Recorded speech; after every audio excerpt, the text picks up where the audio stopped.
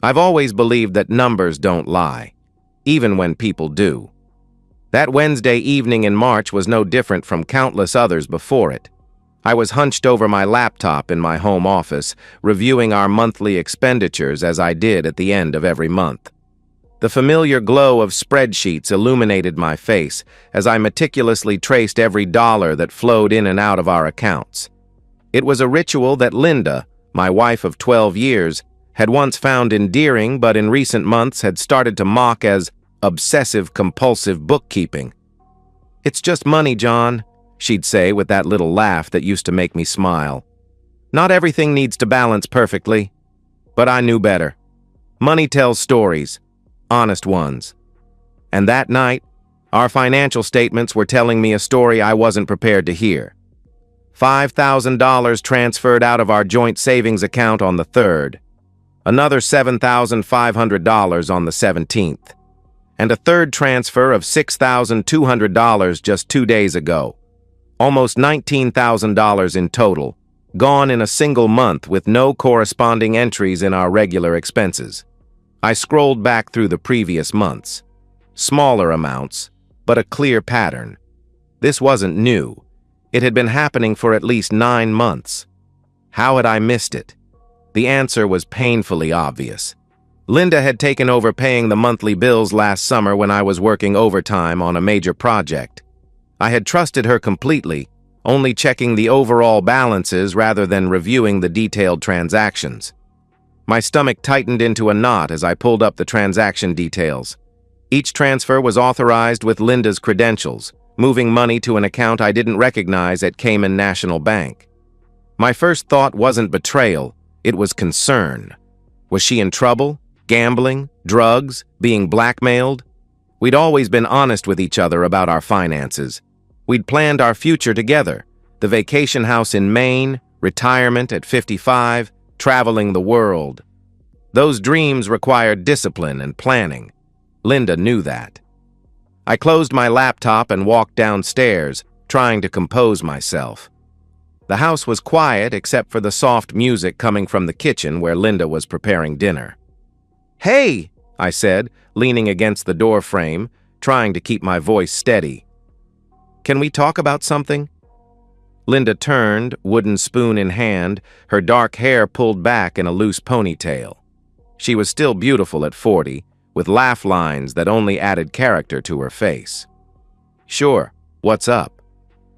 "I was just going through our accounts," I began, watching her face carefully. "There are some transfers I don't recognize. Pretty significant ones." For just a fraction of a second, something flashed in her eyes. Alarm, perhaps. But it was quickly replaced by confusion. "Transfers? What do you mean?" "About $19,000 this month alone. To an account in the Cayman Islands." Linda set the spoon down and wiped her hands on a kitchen towel, buying time. I could almost see the calculations happening behind her eyes. "Oh God, John." Her voice dropped to a whisper. "I was hoping you wouldn't notice." My heart sank. "Notice what exactly?" She pulled out a chair at our kitchen island and sat down, gesturing for me to do the same. "I've been worried about you. For months now."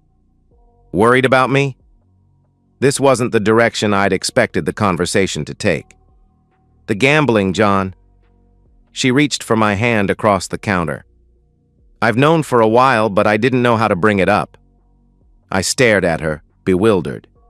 "What gambling? Please don't lie to me."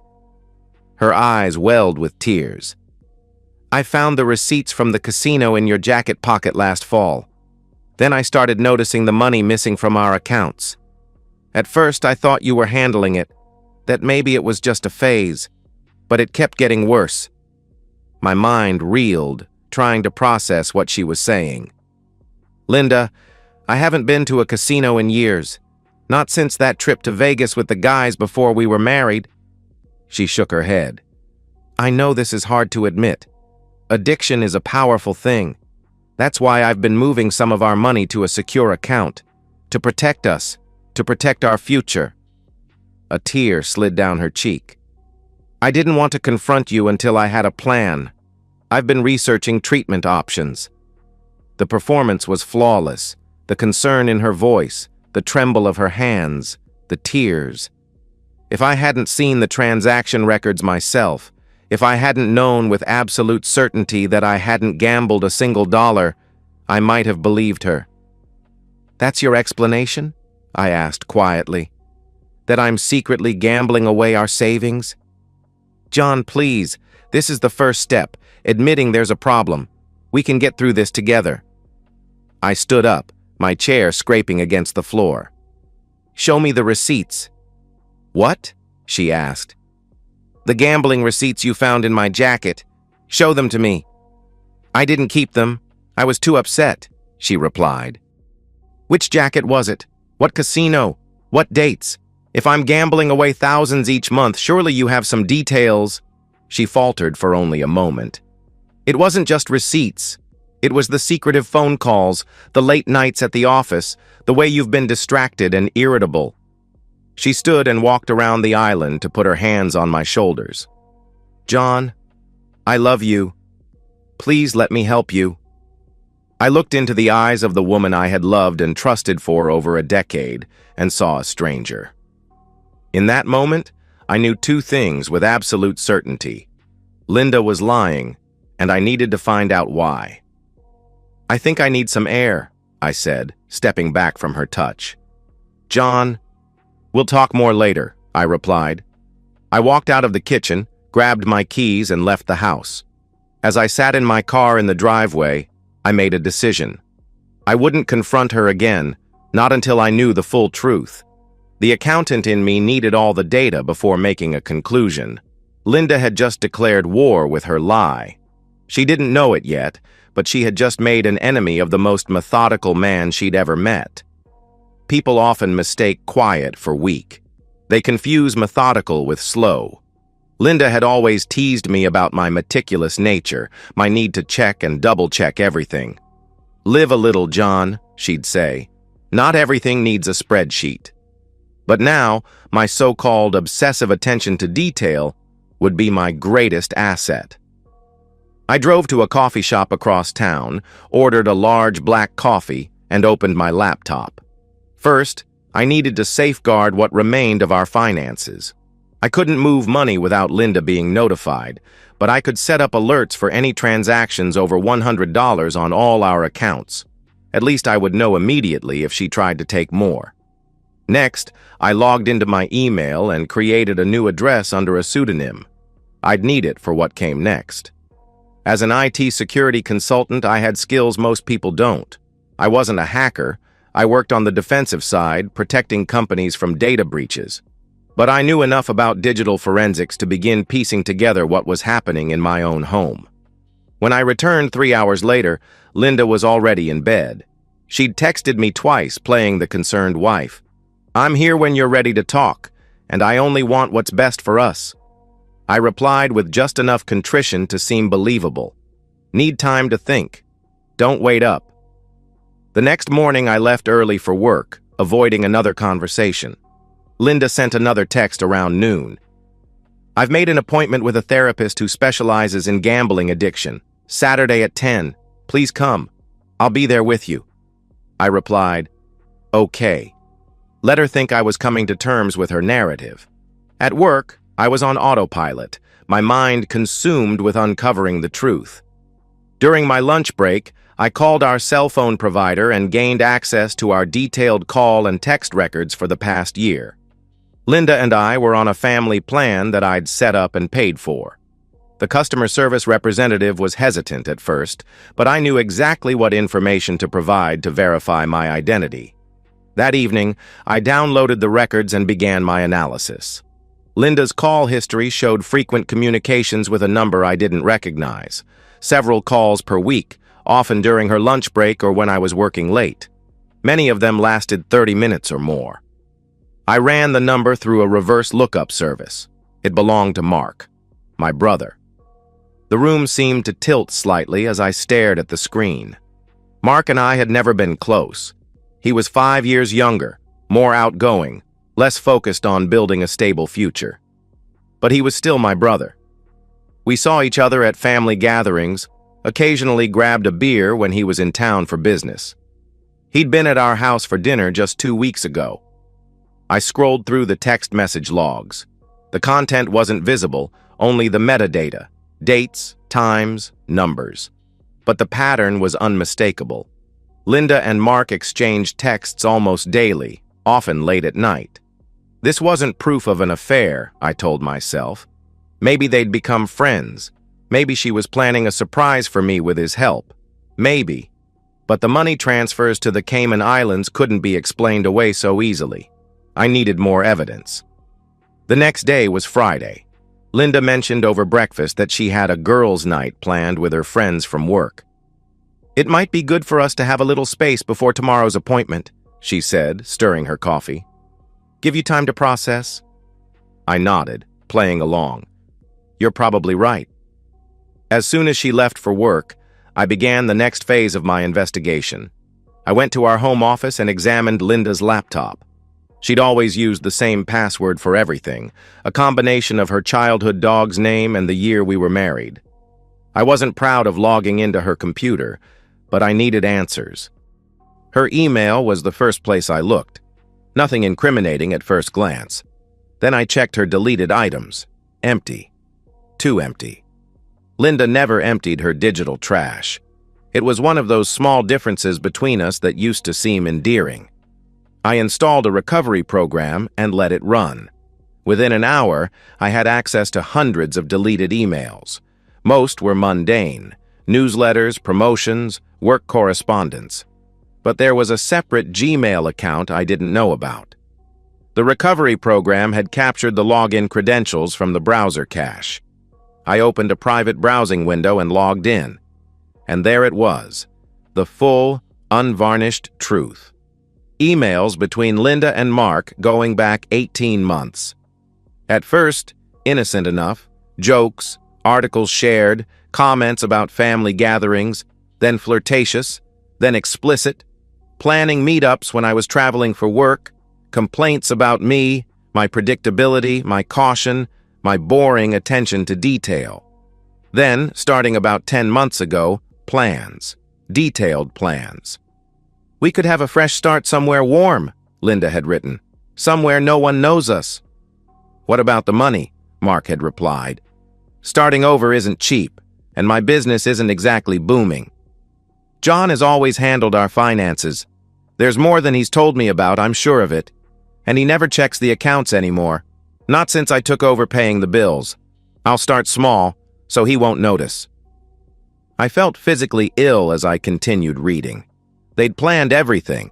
The gradual siphoning of funds to an offshore account, the eventual disappearance. They'd even discussed what story to tell people, that Linda had finally left her controlling husband to find happiness. And most recently, the contingency plan if I discovered the missing money. "If he notices, I'll tell him he has a gambling problem. I'll say I've been moving money to protect us from him, not to take it from him. No one would question it. He's always been so uptight about money. People will think he finally snapped under the pressure." They'd booked tickets to Grand Cayman for May 12th, our anniversary. The irony wasn't lost on me. I found records of the offshore account, including login credentials. I checked the balance, $147,500, nearly half of our life savings. I downloaded everything, emails, account details, travel itineraries, and saved multiple copies in secure cloud storage. Then I carefully covered my digital tracks on Linda's computer. That night, Linda came home around 11, smelling faintly of wine. She seemed surprised to find me still awake, reading in the living room. "How was girls' night?" I asked, not looking up from my book. "Good. Needed." She hesitated. "About tomorrow's appointment." "I'll be there," I said, finally looking at her. For the first time in our marriage, I saw her clearly, not as the woman I loved, but as someone capable of elaborate deception. It was like seeing a beloved painting suddenly revealed as a forgery, all the same features but fundamentally false. "Thank you." She leaned down and kissed my cheek. "It's the first step toward healing." As she headed upstairs, I called after her. "Hey, have you heard from Mark lately?" I tried calling him today, but no answer. The slight stiffening of her shoulders was almost imperceptible. "No, not for a couple of weeks." "Why?" "No reason. Just wondering how he's doing." That night, lying next to the woman who had planned to abandon me, I began formulating my response. Linda and Mark had been meticulous in their planning, but they'd made one critical mistake. They'd underestimated me. I didn't go to the therapist appointment. Instead, I called Linda an hour before and told her I couldn't make it. A work emergency required my immediate attention. Her disappointment sounded genuine, but everything about her seemed suspect now. "John, this is important. Your recovery—" "I know," I interrupted. "Reschedule for next weekend. I promise I'll be there." I spent that Saturday implementing the first phase of my plan. With the login credentials I'd recovered, I accessed the Cayman account Linda and Mark had established. Banking in the Cayman Islands is known for its secrecy, but that works both ways. It's also more difficult to trace unauthorized access. I didn't take the money. Not yet. First, I needed to establish a paper trail that would protect me later. I set up a meeting with Harold Winters, a forensic accountant I'd worked with on a case involving corporate espionage the previous year. I didn't tell him the full story, just that I suspected financial impropriety involving my accounts and needed professional documentation. "Divorce coming?" Harold asked bluntly as we sat in his office Monday morning. "Just covering my bases," I replied. Harold nodded. He'd seen it all before. "Smart man. Let's see what we're dealing with." Over the next 2 weeks, I maintained the facade at home. I attended the rescheduled therapy appointment, where I played the role of a man struggling to admit his gambling problem. Dr. Reynolds seemed slightly confused by my calm demeanor and the lack of typical addiction patterns, but Linda was quick to fill in the gaps with fabricated examples of my erratic behavior and unexplained absences. "John has always been good at hiding things," she told the therapist, reaching for my hand with feigned support. "He keeps everything bottled up inside." I squeezed her hand in return, thinking how right she was, though not in the way she imagined. Meanwhile, Harold had documented every unauthorized transfer from our joint accounts. I also learned that Linda had taken out a second mortgage on our house without my knowledge, a feat that required forged signatures and likely the help of someone at the bank. Another $175,000 diverted to their escape fund. "This is serious fraud, John," Harold warned. "Multiple felonies. Whoever did this could face substantial prison time." I nodded, keeping my expression neutral. "And what about recovering the funds?" "That's the tricky part with offshore accounts, but not impossible, especially with the documentation we've compiled."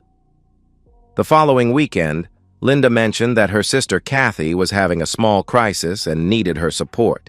She'd be gone overnight Saturday to Sunday. "Take all the time you need," I said. "Family is important."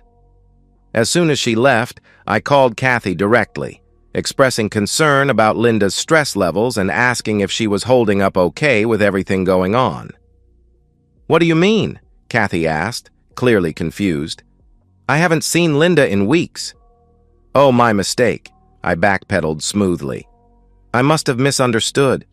I thought she was heading your way this weekend." After hanging up, I called Mark's apartment. No answer, as expected. I drove by later that evening. His car was gone. I used the opportunity of Linda's absence to set up small, discreet cameras in our home office and bedroom. I'm not proud of this step, but I needed to know if she was destroying evidence or communicating with Mark in ways I couldn't track electronically. The footage from that weekend confirmed my suspicions. Linda returned Sunday evening and immediately went to the office, where she placed a call on a prepaid phone I hadn't known about. "It's all going according to plan," she said to the person on the other end. "He suspects nothing. Yes, the final transfer is scheduled for next week. Don't worry about John. By the time he figures anything out, we'll be long gone." That night, I made my move with the offshore account. Using a series of VPNs and anonymizing tools, I initiated a complex set of transfers. I didn't simply withdraw the money. That would have immediately alerted Linda. Instead, I moved it through a labyrinth of temporary accounts, eventually landing in a secure account Harold had helped me establish. The process took nearly 6 hours to complete, but by morning the Cayman account showed the same balance, while the actual funds were safely under my control. It was time for Phase 2. The next challenge was the social narrative Linda had been crafting. Over the past several weeks, she'd been systematically undermining my reputation among our friends and family. Casual comments about my concerning behavior, hints about financial stress, suggestions that I wasn't quite myself lately. I discovered this when my mother called, asking with poorly disguised worry if everything was okay with my finances. Later that week, my friend Dave invited me for beer and awkwardly offered to lend me money if I needed it. "Linda's worried about you, man," he said, studying my reaction. "We all are." I thanked him but deflected, neither confirming nor denying Linda's implications. Let her think her strategy was working. Instead, I began laying groundwork of my own. I scheduled a dinner party for the first Saturday in May, just 1 week before Linda and Mark's planned departure.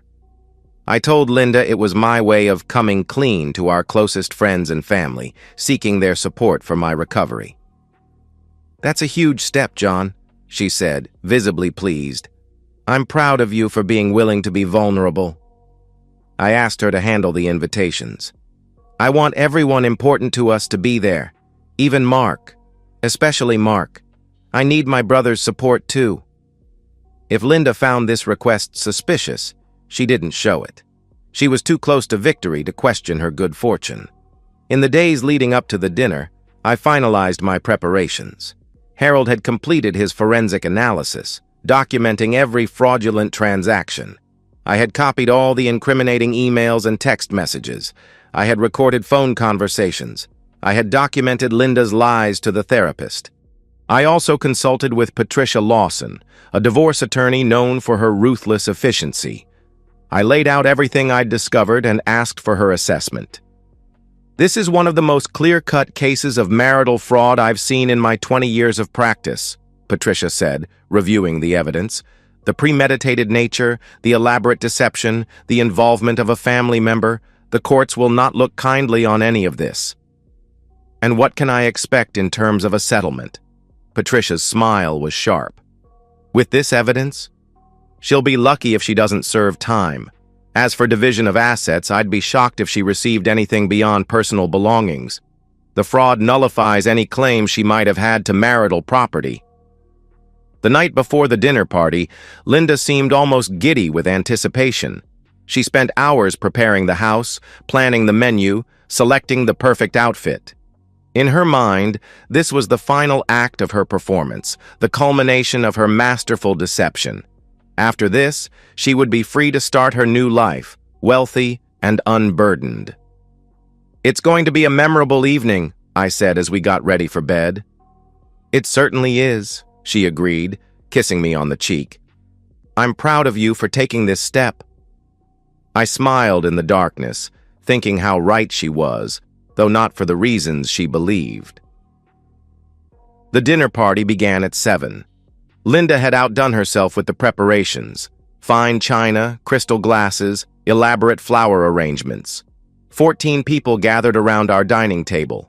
My parents, Linda's parents, her sister Kathy, my cousin Sophie and her husband, 2 couples we'd been friends with since college, Mark, and his date, a convenient cover for his relationship with Linda. The first 2 courses proceeded smoothly. Linda was the perfect hostess, refilling wine glasses, encouraging conversation, casting concerned glances my way as if preparing everyone for my difficult announcement. Mark avoided direct eye contact with me but seemed relaxed, occasionally exchanging what he thought were subtle glances with Linda. No one else would have noticed these small interactions: a brief touch as she served the salad, a shared look when someone mentioned future plans. After the main course, Linda gave my shoulder a supportive squeeze. "John has something he'd like to share with everyone," she announced, her voice gentle but carrying the practiced tone of someone who has rehearsed this moment. All eyes turned to me. I stood slowly, glass in hand, feeling a strange calm settle over me. The time for deception was over. "Thank you all for coming tonight," I began. "As Linda mentioned, I do have something important to share." I paused, taking a sip of water. "For the past several months, Linda has been telling many of you that I've been struggling with a gambling addiction." Sympathetic nods around the table. My mother reached over to pat my hand. "She's explained that I've been secretive, that I've been losing large sums of money, that she's been trying to protect our finances from my destructive behavior." Linda smiled encouragingly. "There's just one problem with this story." I set my glass down carefully. "I've never had a gambling problem." A confused silence fell over the table. "What I do have is evidence of something far more troubling." I reached beside my chair and lifted up a leather portfolio I'd placed there earlier. "I have documented proof that Linda and Mark have been having an affair for over a year and have been systematically stealing from our joint accounts to fund their planned escape to the Cayman Islands." The room erupted in gasps and confused exclamations. Linda's face drained of color. Mark half rose from his chair, then sank back down. "John, what are you talking about?" Linda's voice shook with what might have sounded like genuine confusion to anyone who didn't know better. This is crazy." "Is it?" I opened the portfolio and began distributing copies of emails, bank statements, and phone records. "Here are emails between Linda and Mark discussing their relationship and their plans to take my money and disappear. Here are records of transfers to an offshore account totaling over $320,000, including a fraudulent second mortgage on our house." Linda's mother let out a small cry. My father was staring at Mark with undisguised disgust. "John, you're making things up because you're ashamed of your addiction," Linda tried, but her voice lacked conviction. "Tell them, Mark." Mark looked like he might be sick. "Linda, stop. It's over." For the next 20 minutes, I methodically presented the evidence of their betrayal. The secret phone calls, the hotels booked in cash, the offshore account, the scheduled flights to Grand Cayman on our anniversary. "And here's the cruelest part," I continued, my voice steady despite the emotion churning inside me. "When Linda realized I'd discovered the missing money, she didn't come clean. Instead, she fabricated a story about me having a gambling addiction, a lie she's spent weeks spreading to everyone in this room. She even arranged therapy sessions where she gave detailed accounts of my non-existent gambling binges." Linda pushed back her chair abruptly. "This is insane. I can't listen to any more of this." "There's just one more thing everyone should know," I said as she stood. "The money you and Mark stole, it's gone." Linda froze. "What do you mean, gone?" "I mean the offshore account you set up has a balance of exactly $0. Every penny has been recovered and placed in a secure account pending legal proceedings." Mark's face contorted with anger. "You had no right—" "Actually, I had every right," I corrected him calmly. "It was my money, fraudulently obtained through forged documents and unauthorized transfers, a fact that has been thoroughly documented by a forensic accountant and reviewed by my attorney." The dinner party dissolved into chaos after that. Linda's parents left immediately, her mother in tears, her father unable to look at his daughter. My parents stayed, my mother holding my hand while my father made calls to arrange for a hotel room for me that night. Mark slipped out during the commotion. Linda alternated between tearful denials and angry accusations, but the evidence was irrefutable. When she realized she couldn't salvage the situation, she locked herself in our bedroom, refusing to come out. As our friends awkwardly made their exits, offering stunned condolences, Dave pulled me aside. "Jesus, John, I had no idea. When Linda told us about the gambling, we completely believed her." "That was the plan," I replied. She's always been convincing. After everyone had gone, I packed an overnight bag and prepared to leave. Linda emerged from the bedroom, her face blotchy from crying. "You've ruined everything," she said, her voice raw. "No, Linda, you did that all on your own." Her expression hardened. "You think you've won? This isn't over." I looked at her, this stranger wearing my wife's face, and felt only a deep weariness. "Actually, it is. The legal proceedings start Monday. I suggest you find a good attorney." As I walked out the door of what had once been our happy home, I felt something unexpected. Relief. The weight of deception had been lifted, replaced by the lighter burden of truth. The legal proceedings were swift and decisive. Patricia Lawson was as efficient as promised, presenting the evidence of financial fraud, forgery, and conspiracy so compellingly that Linda's attorney advised her to accept a settlement rather than risk a trial. The terms were exactly what Patricia had predicted. I retained the house, our remaining savings, and my retirement accounts. Linda received only her personal belongings and her car. The fraudulently obtained second mortgage was investigated by the bank, which pursued its own action against Linda when they discovered one of their employees had helped process the forged documents. Mark faced his own legal troubles. His business partners, alarmed by the revelations, initiated an audit that uncovered financial improprieties there as well. He lost his partnership and his professional license was suspended pending investigation. My parents, devastated by Mark's betrayal but supportive of me, tried to maintain relationships with both their sons. I didn't discourage this. Family bonds are complicated, and despite everything, Mark was still their child. As for the social fallout, it was both better and worse than I'd anticipated. Better, because most of our friends rallied around me once the truth was known. Worse, because I discovered that the human tendency to gossip meant that my personal tragedy became the subject of speculation and whispered conversations far beyond our immediate circle. 3 months after the dinner party revelation, I ran into Linda's sister Kathy at a local cafe. I almost avoided her, but she approached my table with an unexpectedly friendly expression. "Mind if I join you?" she asked. I gestured to the empty chair across from me. "Please?" Kathy stirred her coffee for a moment before speaking. "I want you to know that none of us had any idea what Linda was doing. We're all horrified isn't a strong enough word. I never thought you knew," I assured her. "She's staying with our cousin in Philadelphia," Kathy continued, "working as a receptionist. It's quite a step down from her executive position." I nodded, unsure how to respond. I didn't take pleasure in Linda's reduced circumstances, but I couldn't summon sympathy either. "Have you heard about Mark?" Kathy asked. "My mother mentioned he's moved back to their place temporarily." "And his legal issues?" I shook my head. "I'm not involved in that."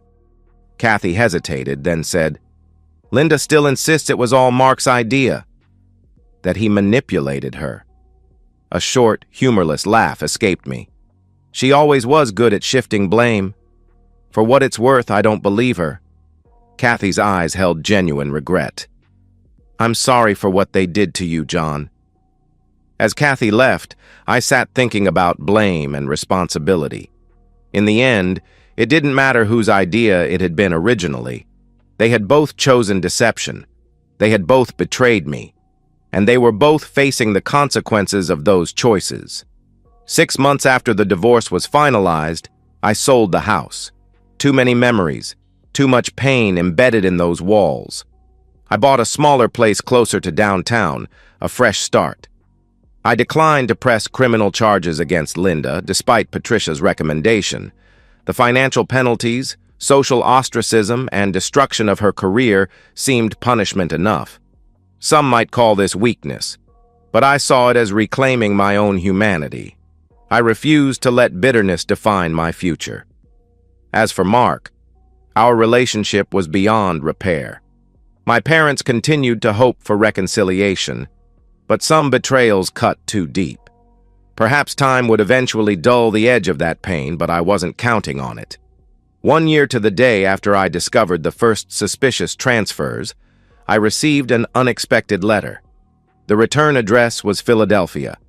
John, I've started therapy. Real therapy. Not the kind where I manipulate someone into believing lies about my husband. My therapist suggested I write to the people I've harmed as part of my recovery process. I don't expect forgiveness. I don't deserve it. But I want you to know that I understand now how profoundly I betrayed not just your trust, but your kindness, your integrity, and your love. The woman you married disappeared long before you discovered the missing money. I lost myself in a fantasy of who I thought I wanted to be and what I thought I deserved. The irony is that I had everything I could have wanted already. A husband who loved me, respected me, and treated me with unfailing honesty. I'm not asking for another chance. That would be insulting to us both. I only want you to know that I recognize the depth of my failure as your wife and as a human being. I hope you find happiness again, John. You deserve it more than anyone I know. Linda. I folded the letter and put it away in a drawer. Whether her remorse was genuine or another manipulation didn't really matter anymore. I had moved beyond the need for her apology. People sometimes ask if I have trouble trusting after what happened. The surprising answer is no. Linda and Mark's betrayal taught me that trust isn't naivete. It's a choice we make with open eyes. I choose to believe in people's better natures, while also paying attention to the evidence in front of me. The accountant in me still tracks the numbers carefully, but now I count things that truly matter. Moments of connection, experiences that bring joy, opportunities to grow. The ledger of my life balances differently these days, and I'm learning that sometimes the most meticulous calculations are the ones that have nothing to do with money at all. And so, we've reached the end of today's story. Was it what you expected, or did it take a twist you didn't see coming? I'm curious to hear your thoughts. Share them in the comments below, and let's get a conversation going. If this story kept you hooked, make sure to hit that like button. And if you're new here or just haven't subscribed yet, now's the perfect time to join our community. I bring you fresh, captivating stories every day, so click that subscribe button and turn on notifications so you never miss out. Thanks for watching, and I'll see you in the next one.